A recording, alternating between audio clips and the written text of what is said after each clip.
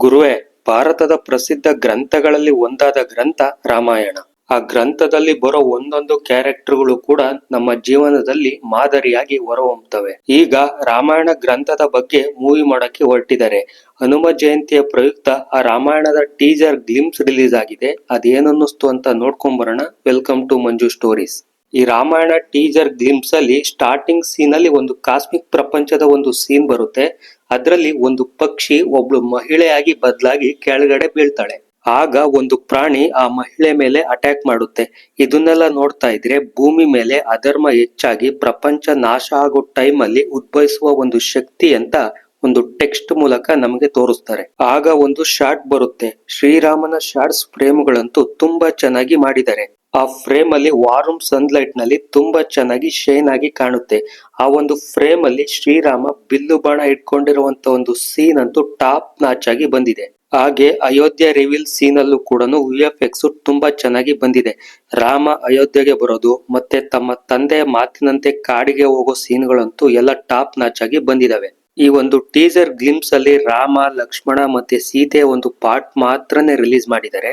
But Raman face ಮಾತ್ರನೇ reveal ಮಾಡಿದರೆ, ಲಕ್ಷ್ಮಣ ಮತ್ತೆ ಸೀತೆ ಫೇಸ್ ನ ರಿವೀಲ್ ಮಾಡಿಲ್ಲ ಈ ಒಂದು ಟೀಸರ್ ಗ್ಲಿಮ್ಸ್ ಅಲ್ಲಿ. ಈ ರಾಮಾಯಣ ಮೂವಿಯಲ್ಲಿ ರಾಮ ಆಗಿ ಕಾಣಿಸ್ಕೊಂಡಿರೋದು ರಣಬೀರ್ ಕಪೂರ್ ಅವರು. ಸ್ಟಾರ್ಟಿಂಗ್ ಶಾಟ್ ಅಲ್ಲಿ ಅವರ ಫೇಸ್ ನ ರಿವೀಲ್ ಮಾಡಿಲ್ಲ, ಅವರ ಒಂದು ಬ್ಯಾಕ್ ಶಾಟ್ ಅಲ್ಲೇ ತೋರಿಸಿದ್ದಾರೆ. ಆದ್ರೆ ರಾಮ ಬಿಲ್ ನ ಎತ್ತೋ ಒಂದು ಸೀನ್ ಅಂತೂ ಟಾಪ್ ನಾಚ್ ಆಗಿ ಬಂದಿದೆ. ಶ್ರೀರಾಮನ ಒಂದು ಕ್ಯಾರೆಕ್ಟರ್ ಅಂದ್ರೆ ಕಾಮೈಸು, ಡಿಟರ್ಮಿನೇಷನ್ ಮತ್ತೆ ಧರ್ಮನ ಎತ್ತಿ ಹಿಡಿಯೋದು. ಈ ಒಂದು ರಾಮನ ಕ್ಯಾರೆಕ್ಟರ್ ಗೆ ರಣಬೀರ್ ಕಪೂರ್ ಅವರು ಪರ್ಫೆಕ್ಟ್ ಆಗಿ ಸೂಟ್ ಆಗ್ತಾರೆ ಅಂತ ಅನ್ನಿಸ್ತು. ಹಾಗೆ ಯಶ್ ಅವರು ಈ ಒಂದು ರಾಮಾಯಣ ಸಿನಿಮಾದಲ್ಲಿ ರಾವಣ ಆಗಿ ಕಾಣಿಸ್ಕೊಂಡಿದ್ದಾರೆ. ಅವ್ರನ್ನ ಈ ಒಂದು ಟೀಸರ್ ಗ್ಲಿಮ್ಸ್ ಅಲ್ಲಿ ಕೊನೆಯಲ್ಲಿ ಸೀತೆನ ಲಂಕೆಗೆ ಕರ್ಕೊಂಡು ಹೋಗುವಂತ ಒಂದು ಸೀನ್ ಅಲ್ಲಿ ಬ್ಯಾಕ್ ಶಾಟ್ ಅಲ್ಲಿ ತೋರಿಸಿದ್ದಾರೆ. ಅವರ ಒಂದು ವಾಕಿಂಗ್ ಸ್ಟೈಲು ಮತ್ತೆ ಬಾಡಿ ಕತ್ನೆಲ್ಲ ನೋಡ್ತಾ ಇದ್ರೆ ಈ ಒಂದು ರಾವಣ ಕ್ಯಾರೆಕ್ಟರ್ ಗೆ ಪರ್ಫೆಕ್ಟ್ ಸೂಟ್ ಆಗ್ತಾರೆ ಅಂತ ಅನ್ನಿಸ್ತು.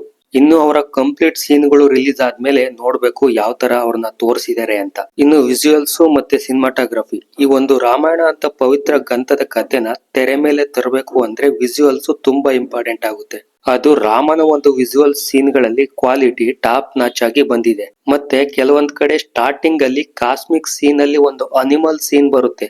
ಆ ವಿಜುವಲ್ಸ್ VFX ನ ಇನ್ನು ಬೆಟರ್ ಆಗಿ ಮಾಡ್ಬೋದಿತ್ತು ಅಂತ ಅನ್ನಿಸ್ತು. ಆ ಸೀನು ಅಷ್ಟು ರಿಯಲಿಸ್ಟಿಕ್ ಆಗಿ ಇಲ್ಲ ಅಂತ ಅನ್ನಿಸ್ತು. ಮತ್ತೆ ರಾಮ ಒಂದು ಬಾಣನ ಹೊಡಿತಾ ಇರ್ತಾನೆ. ಆ ಸೀನ್ ಅಲ್ಲಿ ಒಬ್ರು ಮರದ ಮೇಲೆ ತೆಳ್ಕೊಂಡು ಹೋಗ್ತಾ ಇರ್ತಾರೆ. ಆ ಒಂದು ಪಾರ್ಟ್ ಅಲ್ಲೂ ಕೂಡ VFX ನ ಇನ್ನ ಬೆಟರ್ ಆಗಿ ಮಾಡ್ಬೋದಿತ್ತು ಅಂತ ಅನ್ನಿಸ್ತು. ಇನ್ನು ಮ್ಯೂಸಿಕ್, ಈ ಒಂದು ಗ್ಲಿಮ್ಸ್ ಅಲ್ಲಿ ಸ್ಲೋ ಮ್ಯೂಸಿಕ್ ನ ಕೊಟ್ಟಿದ್ದಾರೆ. ಆ ವಿಜುವಲ್ಸ್ಗೂ ಮತ್ತೆ ಮ್ಯೂಸಿಕ್ ಗೆ ಬ್ಯಾಲೆನ್ಸ್ ಆಗಿ ಇದೆ ಅಂತ ಅನ್ನಿಸ್ತು. ಓವರ್ ಆಲ್ ಆಗಿ ಹೇಳ್ಬೇಕು ಅಂದ್ರೆ ರಾಮಾಯಣದ ಒಂದು ವಿಜುವಲ್ಸ್ ನ ತೆರೆ ಮೇಲೆ ನೋಡಕ್ಕೆ ಒಂದು ಒಳ್ಳೆ ಟ್ರೀಟ್ ಅಂತಾನೆ ಹೇಳ್ಬೋದು. ಕೆಲವೊಂದು VFX ಸೀನ್ಗಳನ್ನ ಇಂಪ್ರೂವ್ ಮಾಡಿದ್ರೆ ಒಂದು ಒಳ್ಳೆ ಸಿನಿಮಾ ಆಗುತ್ತೆ ಅನ್ನೋದ್ರಲ್ಲಿ ಡೌಟ್ ಇಲ್ಲ. ನೀವೇನಾದ್ರೂ ರಾಮಾಯಣ ಗ್ಲಿಮ್ಸ್ ನೋಡಿದ್ರೆ ಏನ್ ಅನ್ನಿಸ್ತು ಅಂತ ಕಮೆಂಟ್ ಮಾಡಿ. ಹಾಗೆ ರಿವ್ಯೂ ಇಷ್ಟ ಆದ್ರೆ ಸಬ್ಸ್ಕ್ರೈಬ್ ಮಾಡ್ಕೊಂಡು ಸಪೋರ್ಟ್ ಮಾಡಿ.